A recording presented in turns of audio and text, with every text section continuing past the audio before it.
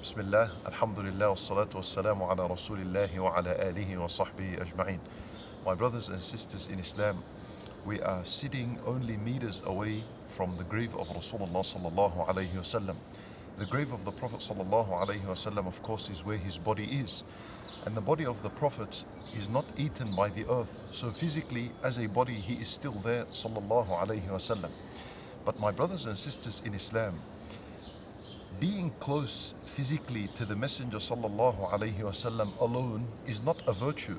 And the munafiqun were around him. The disbelievers of Quraysh were around him at times. That's not a virtue. The real virtue is how close a person is to the sunnah of the Messenger sallallahu alayhi wasallam. How close a person is to the practices and to the teachings of the Messenger sallallahu alayhi wasallam. This is the true closeness that each and every single one of us must work towards. So now, how much of the sunnah of Rasulullah sallallahu alayhi wasallam is in your life? When you wake up, for example, Nabi sallallahu alayhi wasallam, when he used to wake up, as in the authentic hadith, يَمْسَحُ النَّوْمَ عَنْ عَيْنَيْهِ بِيَدِهِ, he used to wipe away the sleep with his hands. So he'd wake up and he'd do this, and he'd wipe away sleep. Now, do you do this because the Nabi sallallahu alayhi wasallam did this? Then when he woke up, he used to use a siwak.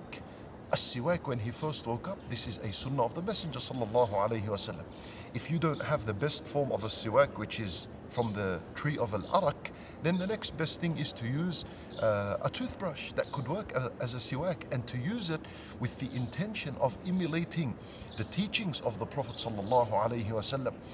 How much of his sunnah is alive in the way you dress, in the way you eat? Nabi sallallahu alayhi wasallam would say Bismillah before he ate.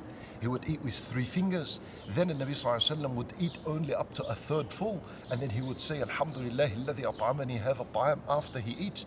These are all sunan. Where are they in your life? The more you have of this, the closer indeed you are to the Messenger sallallahu alayhi wasallam. And this was the life of the companions. Each and every single one of them would try to copy Nabi sallallahu alayhi wasallam and follow in his teachings intensely. Ibn Umar radiallahu anhu, he was known for this. Once they were on a journey, and the Sahaba, alongside with Mujahid min al-Tabi'een rahimahullah, he was with Ibn Umar. He narrates this. He says, as we were on our journey, Ibn Umar, all of a sudden, he did this. He moved his head around something. So Mujahid asked him, he said to him, what did you do? He said to him, I remember that we took this journey with the Nabi sallallahu alayhi wasallam, and he did this. There was a tree there at the time of the Messenger. So the Messenger sallallahu alayhi wasallam moved his head because there was a tree. Now, years later, when Umar took the same journey, the tree wasn't there. But he still did this because the Nabi sallallahu alayhi wasallam did that at that time. Subhanallah. Abu Bakr radiallahu anhu, he says, I will never leave anything in Nabi sallallahu alayhi wasallam taught us and practiced, because I fear that if I was to leave a single practice, that I may become misguided. This is Abu Bakr radiallahu anhu's word. Umar radiallahu anhu, when he was at al-Tawaf, and you know the sunnah, what the Messenger sallallahu alayhi wasallam did is that the first 3 laps around the Kaaba, he would jog them. It's called al-Ramal in Arabic. He would jog them. So Umar radiallahu anhu, when he arrived to Mecca, he said, Ma lana walil ramal. Why are we going to jog? We only jogged when we were with the Messenger sallallahu alayhi wasallam, because it was a show of our bravery and courage in front of the disbelievers. Now that the believers have all been destroyed, and Mecca is now for Islam, At-Tawheed has been reinstated, we don't need to jog. So then Umar radiallahu anhu changed his opinion, and he said, this is something the Messenger did, and I will not leave it. And so even until this day, the first 3 laps of anyone who goes to Mecca to do a Umrah or Tawaf is to jog the first 3. This is Sunnat al-Nabi sallallahu alayhi wasallam. Ibn Umar radiallahu anhu, he used to touch the 2 pillars of the Kaaba, which is al-Rukn al-Yamani wal-Hajar al-Aswad. And when he was asked, he used to say, I saw Nabi sallallahu alayhi wasallam did this, so I do this.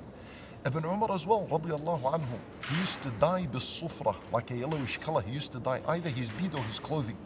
And when he was asked, why do you do this? He said, I saw Nabi sallallahu alayhi wasallam doing this, so I do this. Again, Ibn Umar radiallahu anhu, he used to wear al-ni'al al-sibtiyah, which is sandal made of either deer or cow skin. He used to wear it. This was his footwear. And when he was asked, why do you wear this? He would say, I saw Nabi sallallahu alayhi wasallam doing this, so I did this. So my brothers and sisters in Islam, the real question is here.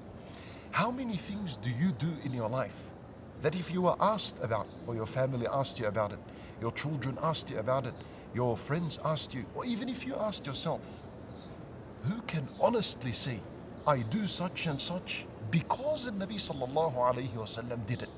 I leave the answer for you to think about and to work towards doing things in your life because the Nabi sallallahu alayhi wasallam did them.